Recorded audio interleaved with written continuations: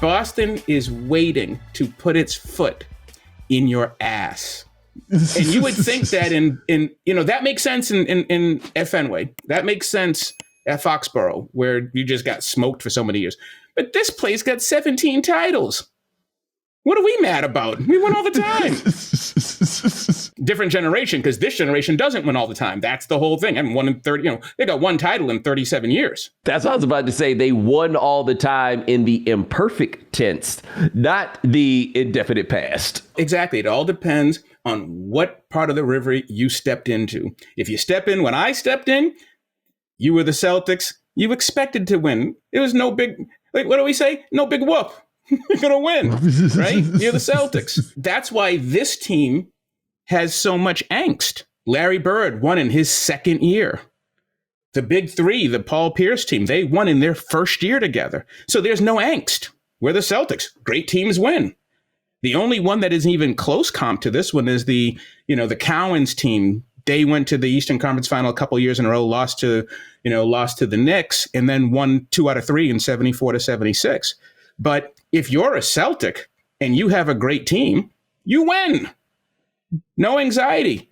This team, waiting on 6 years now. That's why they're questioning it all. Also, I can't think of a team quite like this one where nobody's really sure who the best player is.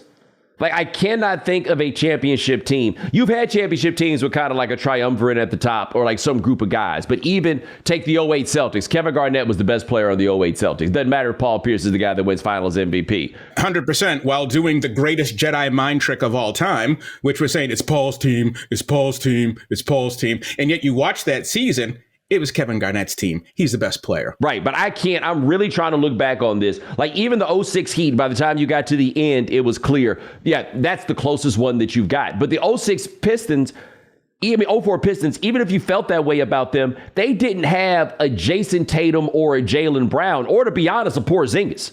Right? They didn't have that caliber of player. And so Jason Kidd tried the mind trick of Jaylen Brown's their best player. And I don't blame him for thinking it would work. It would work in most places. In fact, I don't know what it says about this Celtic team that trick didn't work. Does one of them care? I can't tell anything about those dudes according to the paradigms of sport that I'm accustomed to. Well, the new paradigm of sport. And I think the one comp that you have is probably that 70s Celtic team. You had Havlicek, Cowens, and JoJo White. Who was the best player? 3 Hall of Famers. Havlicek was the veteran because he was part of the Russell team. Cowens was the face of the Celtics in the 70s, and JoJo scored all the points. So, I mean, that is a pretty close comp. But you're right. It doesn't happen that often. And I think that the reason why it's even more pronounced with these guys is because they haven't won. And when you haven't won and you're living in this environment of max deals and everything else, everyone is wondering, who's the guy? Whose team is it? That is part of our dialogue. Whose team is it? And that gets heightened when your contracts are up. And also you haven't won. And no one's quite sure who gets the ball. And, all of this angst can be satisfied by doing what the Celtics are doing right now, which is they're a really good basketball team. I mean, you're starting to, there's essentially what? There's either 2, 3, 4, or 5 games left in this season, right? I mean, and in that, it's finally time after all of this to say, that's a great basketball team. They do a lot of things. And maybe they are doing the thing that we all say we want to see, which is actually being a team. Maybe they are. Look at Jason Tatum. He's 12 for 38. And he's actually playing really good basketball, And now that Porzingis is probably not going to play, I would doubt he would play game 3. They can beat Dallas without him and then try to use him for the finale. If they can get this game, I get the impression that this team has actually done something that is really, really hard to do, which is believe that it doesn't matter who the best player is. We do pit everybody against each other because we've decided, once again, when we talk about legacy, what you leave behind, part of that Kobe legacy is you have to be the guy. It's your team.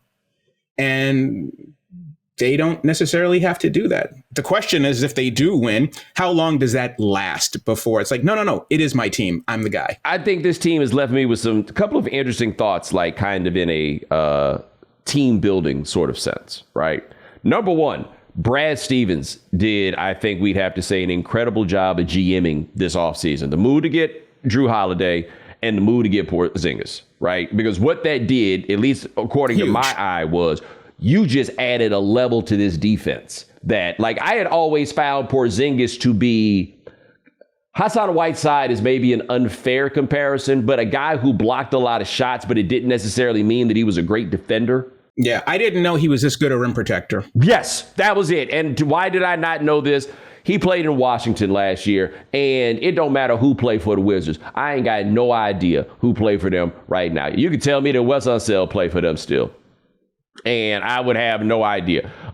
That's number one. Like, Stevens really, after Stevens may or may not have adopted the spirit of Robert Sarver in his decision to leave head coaching and go to the front office and make the hires that he did. Number two, how do we feel about Joe Mazzulla as an actual head coach? Because last year, people were really hard on him, though we had to remember he had not been a head coach before.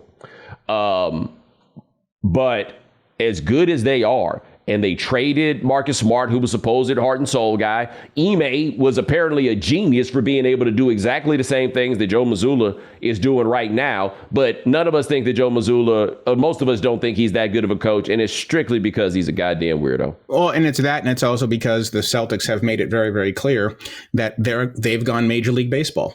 They're going to, that it's the plan upstairs and not you on the sideline. That's a baseball thing. They've decided to go full analytics, this is the argument of, I've always said it's the players, not the plan. And the Celtics are really doing everything they can to sort of sell, we have a system in place of how we do things. Joe Mazzulla is going right now. His closest comp is going to be Dave Roberts, the manager of the Dodgers. Look at Dave Roberts' career, one loss. He's one of the greatest managers of all time. If you just look at his numbers, he's won 100 games. What, 4 times? 5 times? I mean, he is unbelievable, and nobody knows if he's good at his job. Nobody. And I think that, part of Mazzulla's issue is he inherited a Cadillac. He inherited an Escalade. He got a championship-ready team. So if Ime was the coach, did they win the championship? If Frank Vogel's the coach, do they win the championship? I mean, they're stacked. That team is loaded, and they are loaded for the way that the modern game is. One of the questions that I always had, that we were having this conversation back in September and October. Can you win a championship on volume? I don't think so. I mean, I've never thought that. I disagree with the Celtics analytics that 3-point attempts is the most important stat in basketball. I completely disagree with that, especially in the postseason when possessions are like gold. They went 10 for 39 in game 2 and won the game, but they won the game because they went to the foul line 20 times and got 19 points out of it. So, it's still the same wheel, but Mazzulla is, he's a beneficiary of having 2 of the greatest young talents in the sport right now. He's a beneficiary of having an outstanding front office that knows. And I believe when they made that deal, the only question I had with Porzingis was whether or not you were going to see him on the court. Like, when was he going to get hurt and you were going to lose him? Because watching him the first couple months of the season, you're like, this is a much, much, much better team. Derek White's a better player. Drew Holiday is a better Marcus Smart. So they upgraded in every area, and Al Horford is still the heart and soul of that squad in terms of their professionalism. They've got it all. And does that mean Joe Mazzulla doesn't know what he's doing? No, I think Joe Mazzulla is growing as a coach, but I don't think we're ever going to really know. And we never know how good these coaches are until you have another comparable situation to see what they do. Is Ty Lue a good coach? Ty Lue's a pretty damn good coach. And would we have known that when he took over in Cleveland? No. because he was handed a championship level team. Now, he's a good coach. What you think he may be saying about Joe Mazzulla when he not around? I would love to know what Ime think about this dude. I would love to know what Ime think about Ime, because this should be you. Alperen Sengun's a nice player to coach, but this should be you.